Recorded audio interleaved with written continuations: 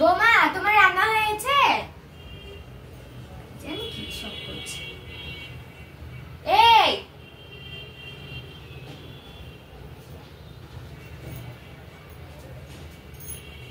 জি মা বলুন। রান্না হয়েছে?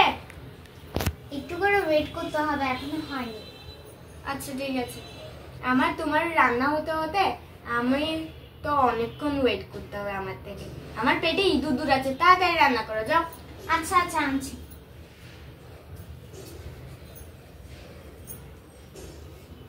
মা